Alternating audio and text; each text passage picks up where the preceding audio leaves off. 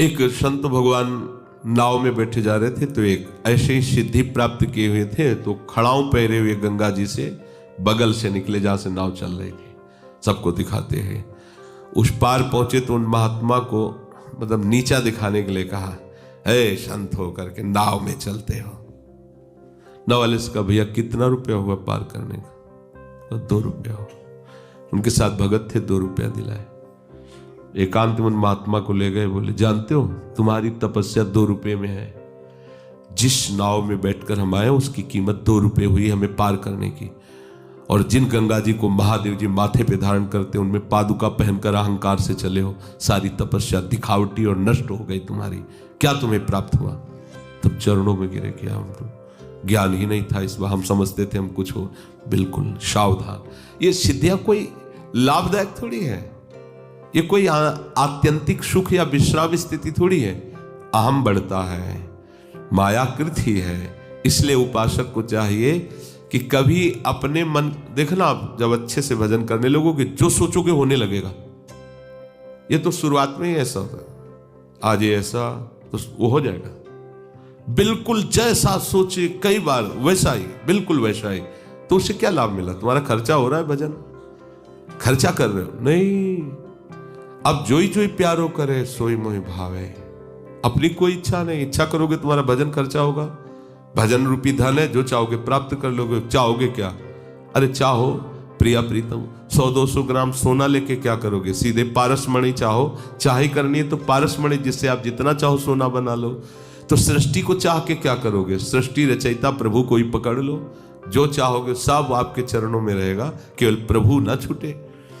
तो निरुद्ध अवस्था, जब चित्त की अवस्था एकाग्र होने लगती प्रभु में और संसार का थोड़ा भी अस्तित्व रहता है, तो सिद्धियां प्रकाशित होने लगती हैं। परमार्थिक दृष्टि से ये सिद्धियां बहुत बड़ा विघ्न है। योगी जब इन सिद्धियों को भी व्यर्थ समझ लेता है तब वो आगे बढ़ता है। नहीं, ये आती हैं सिद्धियां, आने लगती हैं। अच्छा, जब सिद्धियां आती हैं तो कमरे में रहने की बात थोड़ी आएगी, फिर तो लगेगा इसका थोड़ा प्रदर्शन होना चाहिए। होता है ऐसा? हाँ, कभी कभी ऐसा होता है। जैसे भरद्वाज जी के पास सब सिद्धियां हाथ जोड़े खड़ी रहती थी, पर कभी स्वीकार नहीं किया। पर जब भरत जी गए तब उन्होंने सिद्धियों से कहा कि आज तुम्हारा स्वागत करते हैं। आज अयोध्यावासी और भरत जी सब भगवान के दर्शन के लिए व्याकुल है। तुम जितना इनको सुख सामग्री सब व्यवस्थित कर सको, क्योंकि ऋषि कंद मूल फल इतने थोड़ी आ सकते, समस्त अयोध्यावासी सबकी व्यवस्था। तो भरत जी के लिए आया है कि ऋषि का ऐसा प्रताप कि देवराजेंद्र भी ललचा जाए, ऐसा स्वागत भरत जी का। पर भरत जी का मन किसी भी वस्तु व्यक्ति स्थान में किंचन मात्र नहीं। पूरी रात उनकी केवल राम राम राम श्या राम रोते हुए गई। वो भरद्वाज जी देख रहे थे। तब भरद्वाज जी ने भरत जी से कहा कि सुनो भरत, हम तुमसे सत्य कहते हैं कि जितना तुम प्रभु से प्रेम करते हो उससे कई गुना बढ़कर प्रभु तुमसे प्यार करते हैं। तुम अपने मन में ऐसा मत सोचना कि तुम्हें निमित्त बना करके 14 वर्ष का वनवास दिया गया तो प्रभु के मन में कुछ होगा। सुनो भरत, हम झूठ न काहीं, उदासीन तापस बन रहे। उदासीन अर्थात हमसे किसी से मित्रता शत्रुता नहीं, और तपस्वी हम वनवासी हैं, किसी राजा महाराजा से हमारा कोई संबंध नहीं। हम झूठ नहीं कह रहे हैं, सत्य सुनो। जाना मरम नहात प्रयागा, जब सियाराम जी प्रयाग में स्नान कर रहे थे तब मैंने ये मरम जाना कि तुम्हें वो कितना प्यार कर रहे थे। वो हर डुबकी में यमुना में जब स्नान कर रहे थे तो यही बोल रहे थे, भरत भरत भरत। तब हमारी समझ में आया कि जग जप राम और राम जप जेही, भरत सरिस को राम सने ही, जग जप राम राम जप जेही। एक भी किसी वस्तु का आकर्षण भरत जी के मन में नहीं हुआ। क्यों? क्योंकि भगवान की प्राप्ति, भगवान के दर्शन की, भगवान के मिलन की व्याकुलता, तो सिद्धियों का कोई भी प्रताप भरत जी के ऊपर प्रभाव नहीं डाल पाया। रात भर भगवान के प्रेम में विकल तो ये उपासक को सावधान रहना है। देखो ध्यान रखना, अपने लोग इस कोटि के तो नहीं हो कि इतनी सिद्धियां आ जाए, पर ये तो स्वाभाविक ही आने लगता है जब आप भगवत मार्ग में चलेंगे कि आप जो चाहेंगे अनुकूल परिस्थिति आना, उसमें सावधान होना, सुखी मत होना। आज हमने सोचा था वही मिल गया, तो हर्षित होने की जरूरत नहीं। खर्चा हो रहा तुम्हारा, भजन खर्चा हो रहा, चाह बंद करो। अगर चाह आवे तो घबरा जाओ और प्रभु से प्रार्थना करो कि देखो ये चाह आ रही, नाथ मेरी चाह कभी न पूर्ण हो, आपकी चाह पूर्ण हो। क्योंकि यही चाह धीरे धीरे ऐसी जगह फंसा देगी जहां से सब परमार्थ लुट जाएगा, बिल्कुल पक्का समझो। इसलिए हर समय सावधान रहो, अपने मन की कोई ना बात होने पावे, आराध्य देव की मन की हो, गुरुदेव की मन की हो। सुखमात्यंतिकम यत् बुद्धिग्राह्य मतीन्द्रियम वेत्ति यत्र न चैवायम स्थितश्चलति तत्वतः। ये अब जो सिद्धियों से बच गया और निरंतर अपने प्रभु के सुख में निमग्न है, उनके चिंतन में निमग्न है, उसे ऐसा सुख मिलता है, आत्यंतिक सुख। तो वाणी का विषय नहीं कि बताया जा सके, अनिर्वचनीय सुख उसे प्राप्त होता है। देखो उसी सुख के हम अंश हैं और उसी सुख की खोज है, इसलिए हमें कहीं विश्राम नहीं मिल रहा, कहीं नहीं मिल रहा। कितना भी सुंदर रूप हो, कितनी भी सुंदर अच्छी सामग्री हो, कितना भी सुखद लग रहा हो, लेकिन थोड़े ही समय में वैराग्य हो जाएगा उससे, क्योंकि हम आत्यंतिक सुख के अंश हैं और हमें आत्यंतिक सुख में ही विश्राम मिलेगा। ये ओस कण चाटने से प्यास हमारी नहीं बुझ जाएगी। भगवदानंद रूपी धारा में स्नान करने वाले हम हैं, तो ये ओस में हमें लौटने से हमारा शरीर, हमारी प्यास, हमारी आवश्यकता नहीं पूर्ण। हमारी आवश्यकता है आत्यंतिक सुख,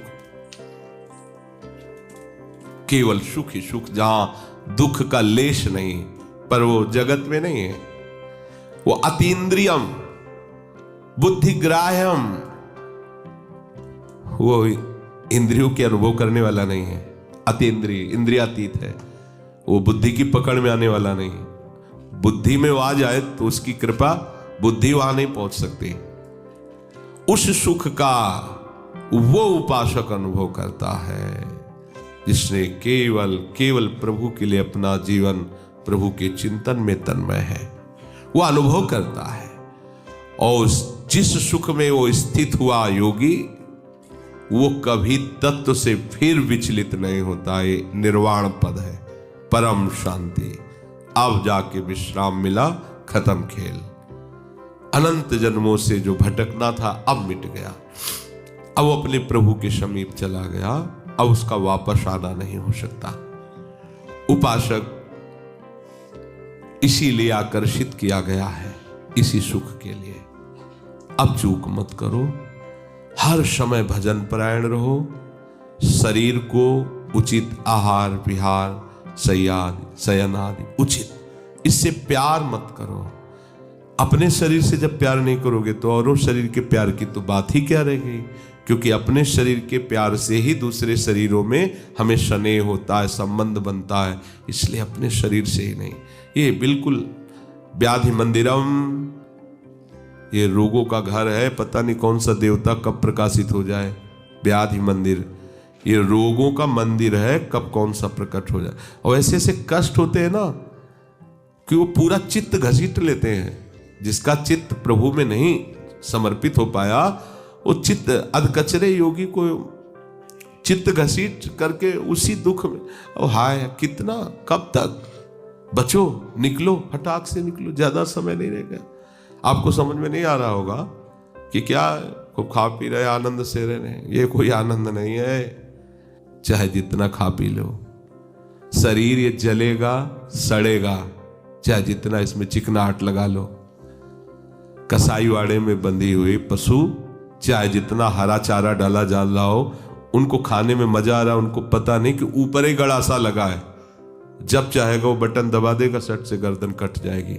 ऐसे काल रूपी कसाई मृत्यु रूपी गड़ासा लिए बिल्कुल खड़ा है, हमारे सामने विषय भोग रूपी हरा चारा डाला गया है, हम इसी में मस्त हो रहे हैं। हमें पता नहीं वो नष्ट कर देगा, नष्ट कर देगा ही, वो तो पक्का है, क्योंकि कसाईवाड़े में पैक हो चुके हैं, तो अब कटेंगे तो है ही पक्का।